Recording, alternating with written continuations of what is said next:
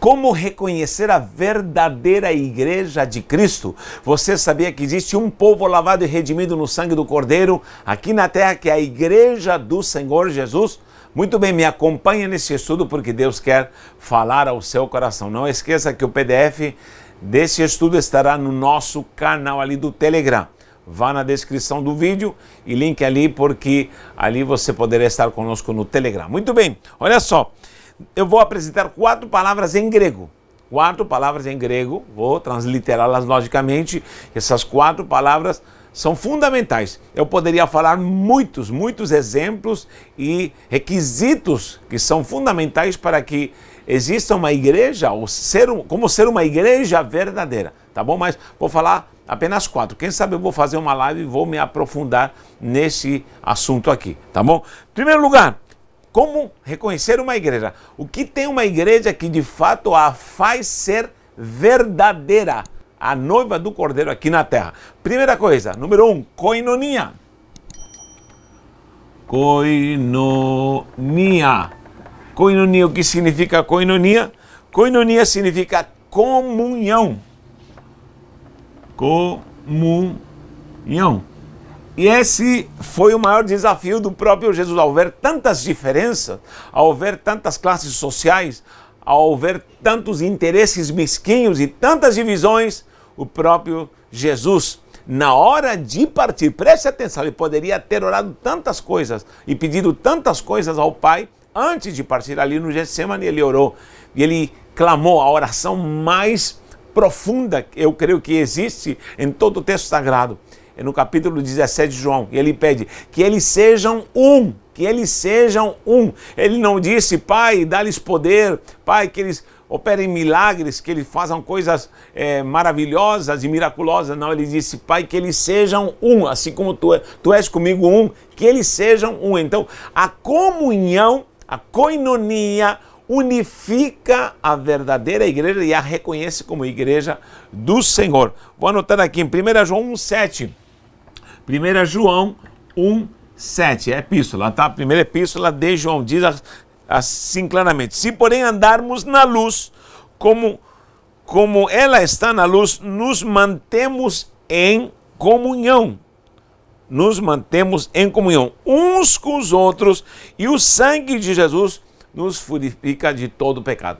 Ou seja, se estamos em comunhão, andamos na luz, nos mantemos na luz, e assim o sangue de Cristo nos purifica de todo pecado. É necessário andar na luz, viver na luz e ter comunhão uns para com os outros. Eu preciso viver essa comunhão, porque se não estou em comunhão, não estou na luz, não estou em Cristo, não vivo essa verdadeira virtude do que é ser igreja de Cristo. Há pessoas que estão se isolando nessa pandemia, há pessoas que estão se isolando, ficando em casa, e eu vou lhe falar, você sozinho não é igreja, você é templo do Espírito Santo. Deus habita em você, com certeza, mas a igreja, a eclesia, ou a eclésia, como se diz em português, ela precisa estar em comunhão. A igreja precisa estar comungando uns para com os outros. Leia sempre os versículos que aparecem, uns aos outros, suportando-vos uns aos outros, perdoando-vos uns aos outros, ensinando, exortando uns aos outros. Uns aos outros, é comunhão, isso é koinonia. Então você precisa ter koinonia. Se você é igreja, você precisa ter a comunhão, porque nessa comunhão desce o azeite. Quão bom e quão suave é que os irmãos estejam em comunhão. Isso é importante, tá bom? Eu não vou me aprofundar nisso, porque vou ainda fazer uma live só para falar disso de uma forma mais profunda, e como a igreja, nessa última hora, precisa viver essa verdadeira koinonia. Segunda palavra que eu vou usar é diaconia. Diaconia. A diaconia, que é ser servo, aqui é comunhão, servir, meu Deus, servir. Eu preciso servir.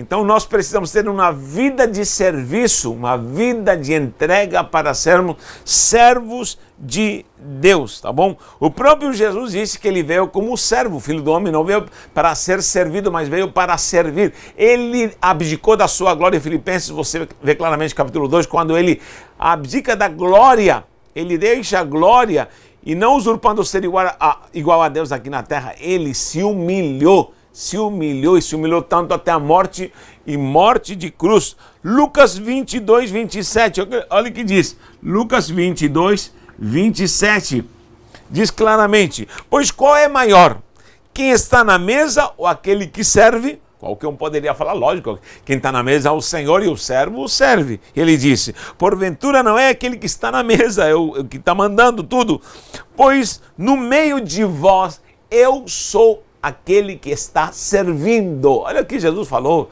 eu vim para servir vocês, eu vim aqui para estar em prontidão para me entregar, para beneficiar, para abençoar, para consolar, para curar, para restaurar. Esse era o ministério verdadeiro de Cristo. Então a igreja precisa aprender a servir. Hoje temos tantos maiorais na igreja, tanta gente imponente que parece que tem súditos e se apresentam com tanta pompa, como querendo dizer que são alguma coisa e ostentam tanta coisa, mas se esqueceram da maior virtude de Cristo, que foi amar e servir, amar e servir. Nós precisamos voltar à diaconia. Diáconos foram instituídos na igreja para servir, para operar o serviço comunitário, para servir aos domésticos da fé, para cuidarem das mesas. A diaconia tem que voltar para a igreja, porque a igreja precisa novamente ser serva. Tá bom? E essa igreja da última hora só quer status, só quer brilho, só quer capa de neon. Mas Jesus está falando: eu quero que você se coloque vestes de serva para servir nessa última hora, tá bom? Então nós aí temos o segundo ponto em grego, que é koinonia. Ponto número 3, a terceira palavra é martíria. Martíria. Por que martíria? Martíria significa testemunhar, testemunho. E a igreja precisa ser testemunha. Atos 1:8, não posso deixar de falar. Atos 1:8.